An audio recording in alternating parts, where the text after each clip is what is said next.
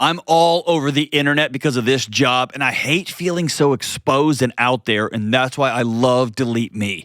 They help me take control of my digital privacy so I can be peaceful and not paranoid when I'm online and offline. For 20% off an annual plan, go to joindeleteme.com/Delony. I've been with my wife for 5 years. We have been married for 2 years. And I just found out about a week and a half ago that she has genital herpes. Never knew before now? I never knew. Have you gone and got tested? I have not. I haven't had any outbreaks. You need to go do that today. Because that's going to be driving you crazy. Yes. Okay? Go get tested today. Okay? Go to a local clinic in Dallas, and if you can't do it today, make an appointment and go tomorrow. Take a day off of work. Okay. You're going to have to solve the major trust issue in your marriage and the lying and the deception and all of that, and the fact that your wife put you at physical, like because she lied to you and kept secrets from you, she put you at great risk. But beneath that, you're going to have a body that is screaming at you, are we safe? Are we safe? Are we safe? And you got to get some confirmation on that, okay? Okay. Yeah, because I'm actually pretty terrified about that. I know. That is step one. You cannot heal your marriage until you know you're safe or not. Because everything is hypothetical. Okay? Okay. Well, what happens, like, I mean, I don't, if I go and I do find out that I am positive. Then you get a treatment protocol. We're going to take care of physical health first. Okay. Okay. And depending on what, like, there's so many factors here. And I would be out over my skis if I told you it's been years since I was able to rattle off the health protocols, and I imagine that they've got some different treatment options now since the last time I looked at these. I used to work with college students 6 years ago, so I used to know here's what happens with chlamydia, herpes, syphilis, all of them. And it's just been years since I looked at that data, okay? Or the medical interventions. So you need to sit down with the doctor and say, what do I do next? Okay. Yeah, the whole thing, and you kind of touched on it too, that I'm actually struggling with even more is the trust thing. Now I feel like, she's really betrayed my trust. In a seismic way. Let me put it this way, brother. You're not crazy, okay? Because she didn't just not tell you about an old boyfriend. She didn't tell you that she hooked up with somebody while y'all were dating. She had a sexually transmitted infection that she hid from you. I'm assuming she knew about this for a long time? She did. She's had it for about 15 years. Whew. Yeah, that's a tough one, brother. I can't make this one. I mean, I can't make your situation not hurt as bad as it does. The only way I can say this to you in a way that's like super clear is the marriage you had, the life you had is now over. And you have to decide what I'm going to do next. Okay? Okay. Because this type of deception is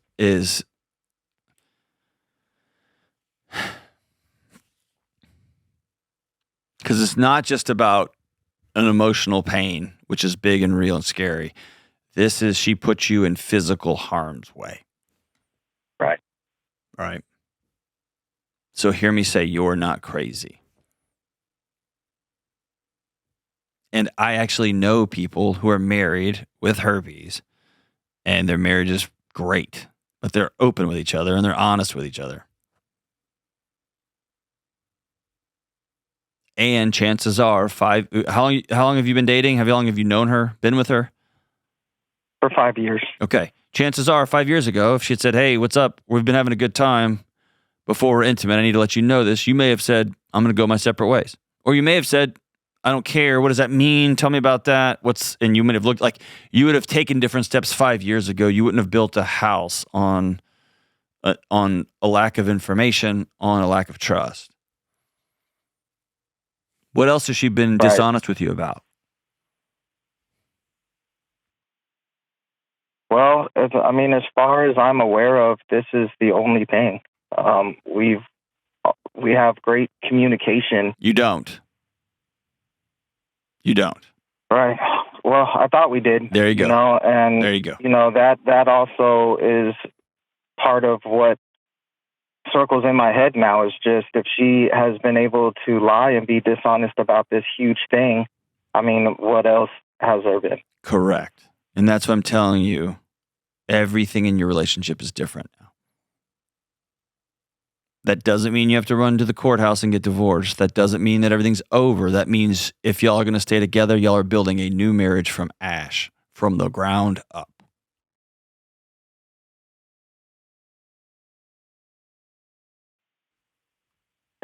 Okay. She's taken some steps, finally to make me feel better, which should have been done 5 years ago. And kind of like what you said too, you were 100% correct. Is, I probably, if she came to me with some science, I probably would have been fine and continued. I don't want her coming to you with science. I don't want her coming to you with some YouTuber who's like filming it in the back of his truck and like, hey, I've got the new use essential oils.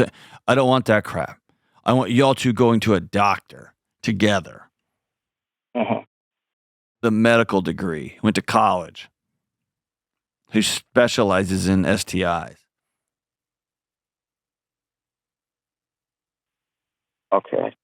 You get what I'm saying? With her, she was, and she was, I feel like she's been kind of in her own form of denial ever since she was diagnosed with it. Even in the conversations that we've had, she was like, well, the doctor says that everybody has it and it's not that big of a deal. I don't. Right, exactly. My wife doesn't.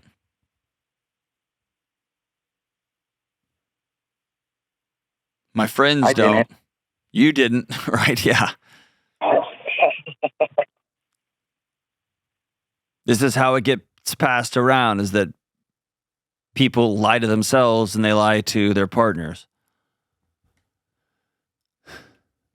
I'm just like, I don't have anything to say other than I'm sorry, man.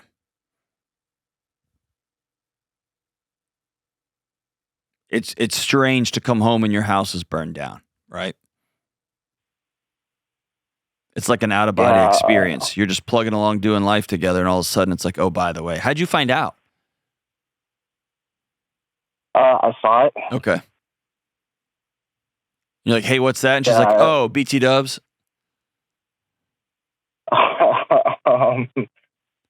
Kind of. So right now we're a little long distance. I'm taking some classes.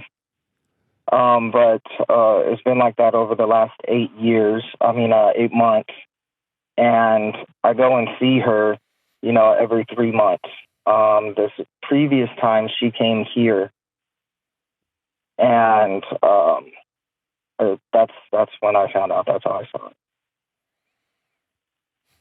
And my first thought was, well, we've been together for 5 years, and I've never seen this. It's never been mentioned. Like, when did you get this? Are you cheating on me?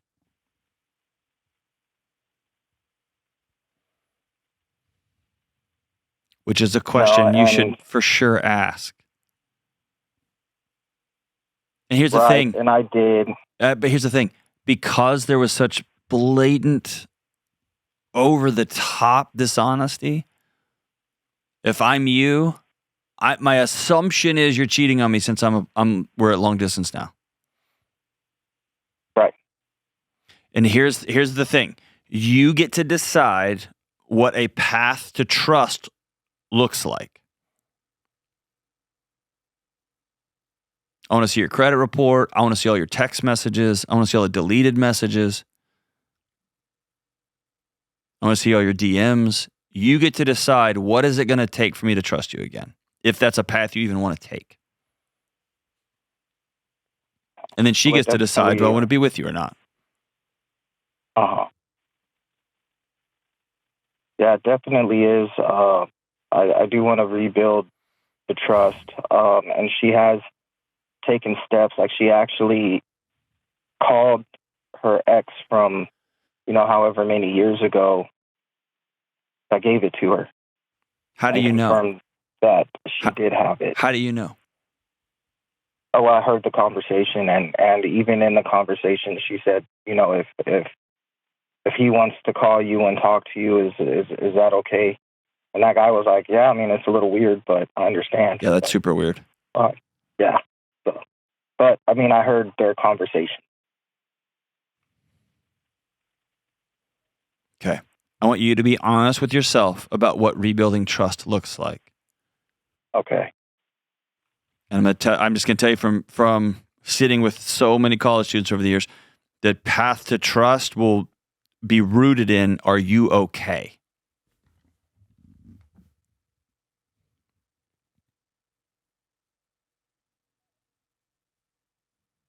Do you have genital herpes? Do you have HPV? There's any number of things.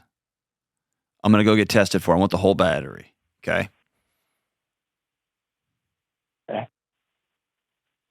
And once you can exhale, then you can begin to say, okay, what happens next? Or you find out, no, you're positive. Here's your health protocol. You're going to have this for the rest of your life, but here's how to manage it. Then that helps establish, what does a path back look like? What does grief look like?